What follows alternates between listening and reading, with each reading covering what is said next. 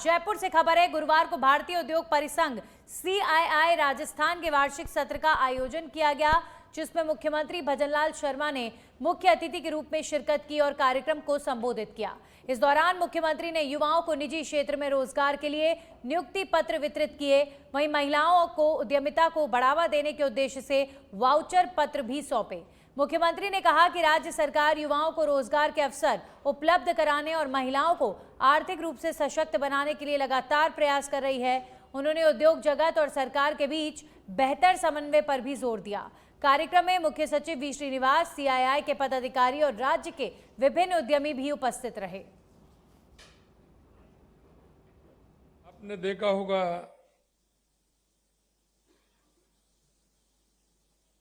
पिछले 11-12 सालों में देश के यशस्वी प्रधानमंत्री नरेंद्र मोदी जी के नेतृत्व में देश के अंदर परिवर्तन होते हुए आपने देखा है। विशेषकर मैं उनसे ज्यादा कहना चाहता हूं जो मेरी उम्र के लोग हैं या मेरे से बड़े हैं, लेकिन युवा साथियों को भी ध्यान होगा कि 2014 से पहले देश की स्थिति क्या थी, देश किन परिस्थितियों में चल रहा था, किस तरह की देश के सामने चुनौती थी। उन चुनौतियों से आगे बढ़कर के हमारे यशस्वी प्रधानमंत्री नरेंद्र मोदी जी ने हमारे देश को एक रफ्तार देने का काम किया और लगातार आप देख रहे हैं माननीय प्रधानमंत्री जी के नेतृत्व में, चाहे हमारे गरीब कल्याण की योजनाएं हो, चाहे हमारे विकास की योजनाएं हो, चाहे देश के अंदर आतंकवाद और नक्सलवाद का खात्मा हो, चाहे दुनिया में बढ़ता हुआ भारत का गौरव हो, भारतीयों का सम्मान हो, वो सब आप अच्छी तरह से देख रहे हैं। ये सारी बातें मैं आपसे इसलिए कहना चाहता हूं कि आप देखते हैं गाड़ी जब रेस में चलती है और कहीं ना कहीं उस गाड़ी को ब्रेक देना होता है या रोकना होता है, रुकती है तो उसकी स्पीड बनने में समय लगता है। कोई भी काम हम करते हैं, आप सभी अपना अपना उद्योग चलाते हैं। उद्योग चलाते हुए आपको मन में कई बातें आती होंगी। उद्योग अच्छी तरह से चलना चाहिए, उसका मार्केट भी मिलना चाहिए, किस तरह से मैं मेरे उद्योग को 1 यूनिट से 2, 2 से 3, 3 से 4 करूं। ये व्यक्ति की अंदर की भाव होते हैं और होने भी चाहिए।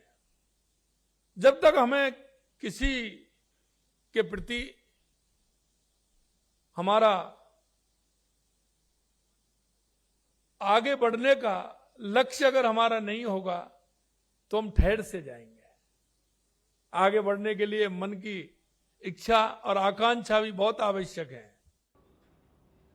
अब खबरों में आगे बढ़ेंगे। जयपुर से खबर है, जहां पर RTE के तहत निजी स्कूलों में निःशुल्क प्रवेश की लॉटरी जारी कर दी गई है। शिक्षा मंत्री मदन दिलावर ने ऑनलाइन निकाली लॉटरी। सत्र 2026-27 के लिए जारी की गई प्रवेश प्रक्रिया।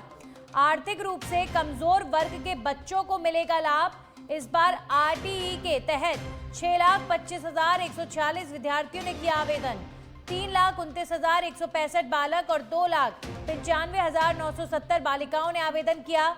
अभिभावकों को 5 विद्यालय चुनने का विकल्प मिला।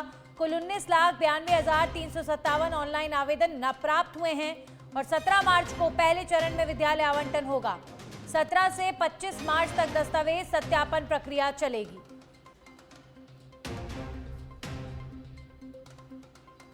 तो RTE के तहत अंडर प्रिविलेज बच्चों को अच्छे बड़े स्कूल्स में पढ़ने का मौका सरकार देती है और ऐसे में ये सूची जारी की गई है। हमारे सहयोगी कुणाल जुड़ गए इस खबर पर। कुणाल, कितने बच्चों के नामों की घोषणा हुई है, कौन कौन से स्कूल शामिल हैं, क्या जानकारी? देखिए, आपको बता दें कि जो लॉटरी प्रक्रिया निकली है उसमें लगभग 6 लाख से अधिक जो है आवेदन थे, जिसमें निजी स्कूलों के लिए जो आवेदन किए गए थे, इनमें से 3,29,185 बालक और 2,95,990 बालिका थी तथा 11 जो है ट्रांसजेंडर शामिल थे। अभिभावकों को जो है 5 जो है स्कूल सेलेक्ट करने का मौका दिया था। अभी जो है 1 लाख से ज्यादा जो अभ्यर्थी हैं उनकी जो सूची है, वरीयता सूची, वो यहाँ पर जारी की गई है। 16 मार्च तक जो अभिभावक हैं वो विद्यालयों में जाकर जो है चॉइस फिलिंग करेंगे और उसमें दस्तावेज सत्यापन की जो प्रक्रिया है वो यहाँ पर 17 मार्च से जो प्रथम चरण है वो विद्यालय आवंटन का, वो यहाँ पर किया जाएगा। इसके अलावा बात बता दें कि 17 से 25 मार्च तक जो दस्तावेज सत्यापन की प्रक्रिया है वो चरणबद्ध रूप से चलेगी। इसके बाद 7 अप्रैल को द्वितीय चरण जो है वो यहाँ पर जारी किया जाएगा। 7 अप्रैल से और 13 अप्रैल तक जो है इसके दस्तावेज सत्यापन होंगे। तो क्योंकि मंत्री जी, शुक्रिया कुणाल आपका तमाम जानकारियों के लिए। तो अभी फिलहाल ये सूची जारी, तमाम उन बच्चों को जिन्हें जरूरत है अच्छे स्कूलों में पढ़ने की लेकिन फीस अफोर्ड नहीं कर सकते। आरटीई के तहत आवेदन लाखों बच्चों ने किया और उनमें से कुछ बच्चे चिन्हित भी किए जा चुके हैं। जयपुर से खबर है, राजस्थान प्रदेश कांग्रेस अल्पसंख्यक विभाग की प्रदेश कार्यकारिणी घोषित। राष्ट्रीय अध्यक्ष इमरान प्रतापगढ़ी ने जारी की सूची। वाइस चेयरपर्सन पदों पर कई नेताओं की नियुक्ति हुई है। जनरल सेक्रेटरी और सेक्रेटरी पदों पर भी नियुक्तियां दी गई हैं। जॉइंट सेक्रेटरी और कोऑर्डिनेटर पदों पर भी मनोनयन किए गए हैं। प्रदेश स्तर पर संगठन को मजबूत करने के उद्देश्य से जारी की गई कार्यकारिणी सूची।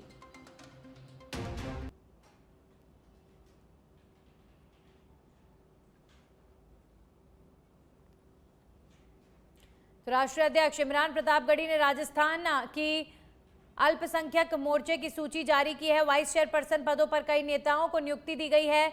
जनरल सेक्रेटरी और सेक्रेटरी पदों पर भी मनोनयन किए गए हैं। और अब खबर कोटा से, पुलिसकर्मी की हत्या मामले में कोर्ट का बड़ा फैसला सामने आया है। SC/ST कोर्ट ने 10 आरोपियों को सुनाई आजीवन कारावास की सजा।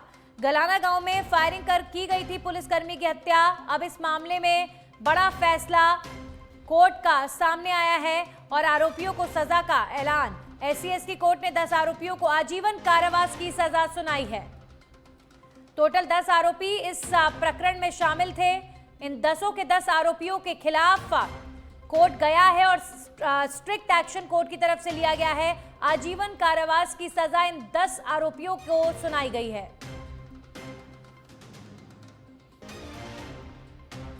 वहीं सीकर जिले के रींगस शहर में उस समय हड़कंप मच गया जब एक तेंदुए ने घर के बाहर निकल रही महिला पर हमला कर दिया।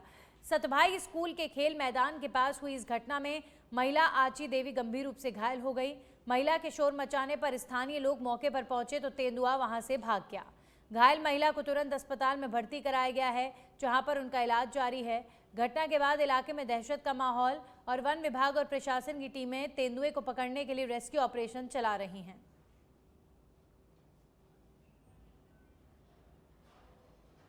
अलवर में सरिस्का अभयारण्य में वन जीवों के प्रेमियों के लिए बड़ी खुशखबरी सामने आई है।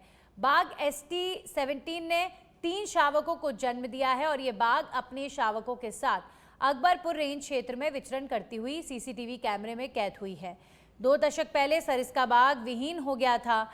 तब तत्कालीन अशोक गहलोत सरकार ने 2008 में रणथंभौर अभयारण्य से हवाई मार्ग द्वारा बाघों को विस्थापित किया था। ये देश में पहली बार किया गया सफल बाघ विस्थापन था। आज सरिस्का में विस्थापित बाघों का कुनबा बढ़कर करीब 53 हो गया है। वन मंत्री संजय शर्मा ने शावकों के साथ विचरण करती ST-17 का वीडियो साझा कर वन्यजीव प्रेमियों को बधाई दी है।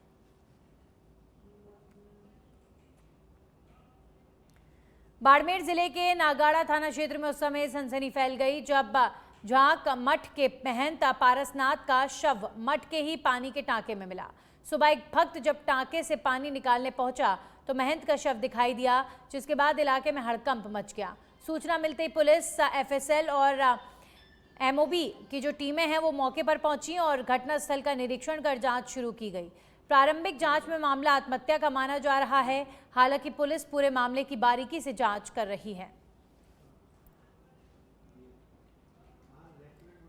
चूरू जिले के सरदार शहर क्षेत्र में दर्दनाक सड़क हादसे की खबर सामने आई है। बुधवार शाम तेज रफ्तार पिकअप ने मोटरसाइकिल को टक्कर मार दी। हादसे में बाइक सवार 2 युवकों की मौत हो गई, जबकि एक युवक गंभीर रूप से घायल हो गया।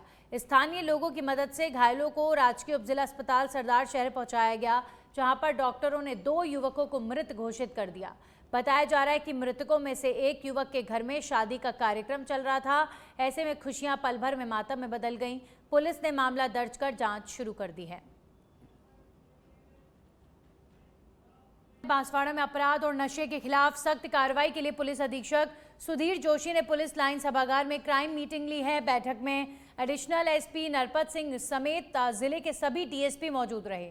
मीटिंग के दौरान एसपी जोशी ने सभी सीआई और थाना प्रभारियों से 1-to-1 चर्चा कर थानों में लंबित मामलों, वांछित अपराधियों की गिरफ्तारी और कानून व्यवस्था की स्थिति की समीक्षा की है। उन्होंने स्पष्ट निर्देश दिए कि सरकार की जीरो टॉलरेंस नीति के तहत अपराधियों और नशा तस्करों पर सख्त कार्रवाई की जाए। साथ ही आमजन की शिकायतों की समय पर सुनवाई सुनिश्चित करने और जिले को अपराध और नशे से मुक्त बनाने पर जोर दिया गया। हर थाना क्षेत्र में सक्रियता बढ़ाकर लंबित मामलों का जल्द निस्तारण करने और अपराधियों की धरपकड़ तेज करने के निर्देश दिए गए हैं।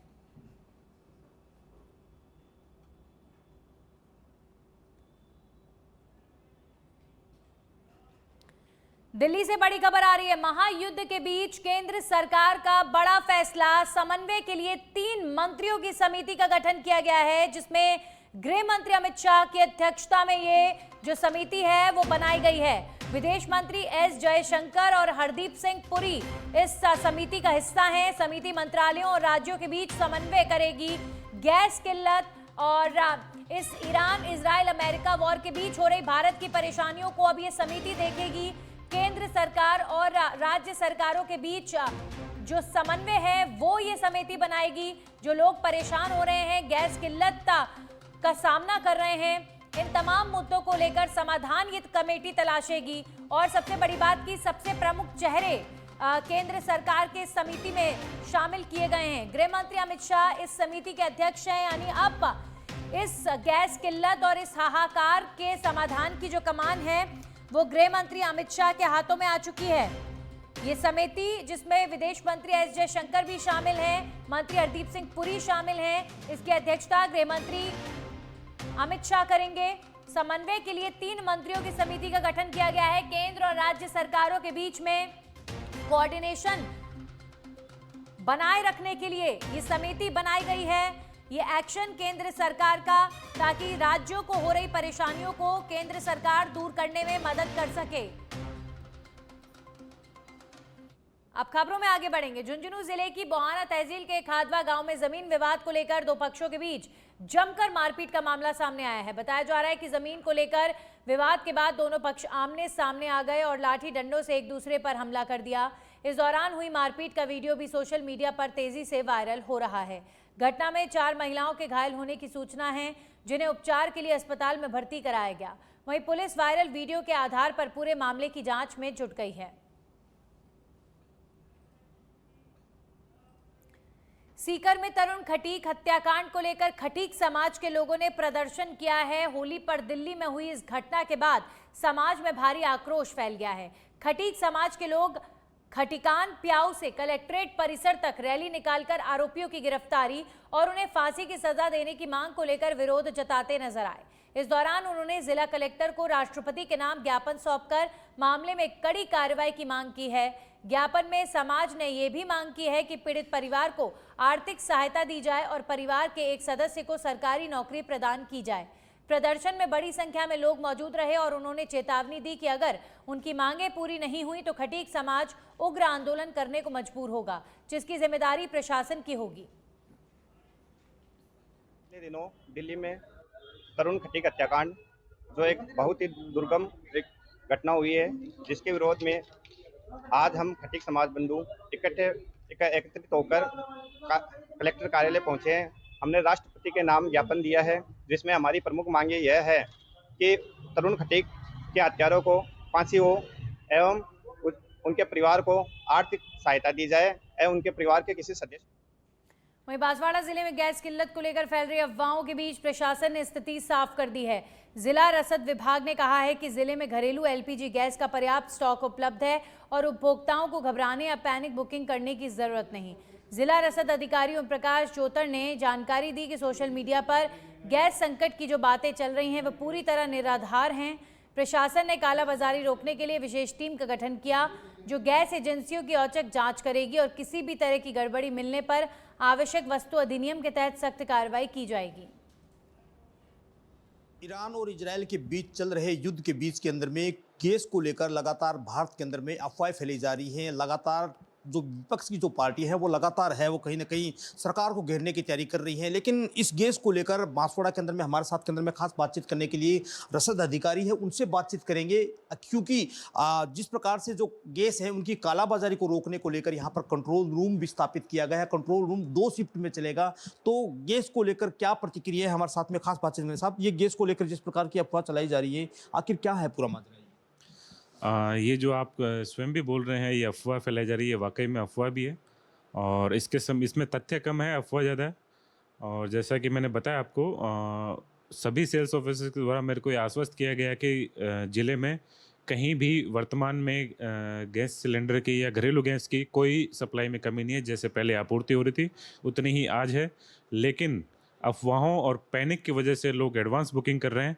उससे लोगों को लग रहा है कि और एक डिपार्टमेंट ने, ministry of petroleum and natural gas ने एक कैप लगा दिया कि आप 25 दिन में दोबारा बुकिंग नहीं कर सकते, 25 दिन बाद ही कर सकते हैं। इस वजह से लोगों में पैनिक की वजह से लोग एडवांस बुकिंग करके स्टॉक रखना चाह रहे हैं, जो गलत भी है। अतः मैं आमजन से अपील भी करूंगा कि आप लोग स्टॉक करने का नहीं रखें। ये सुनिश्चित रखी जाएगी घरेलू गैस की कोई आपूर्ति में कमी नहीं है। अतः आप लोग निश्चित रहें और आश्वस्त रहें। कालाबाजारी एक बड़ा विषय रहता है, इसको लेकर क्या? कालाबाजारी का रहता है। कई लोग इसको आपदा में अवसर की तरह देखते हैं, तो इसके संबंध में मेरे द्वारा टीमें गठित की गई हैं। जो अगर इसके संबंध में कहीं भी कोई शिकायत प्राप्त होती है या हमारी टीम भी इस पे दौरान मौके पर रहेगी, तो अगर कहीं भी शिकायत मिलती है तो तुरंत जांच की जाएगी।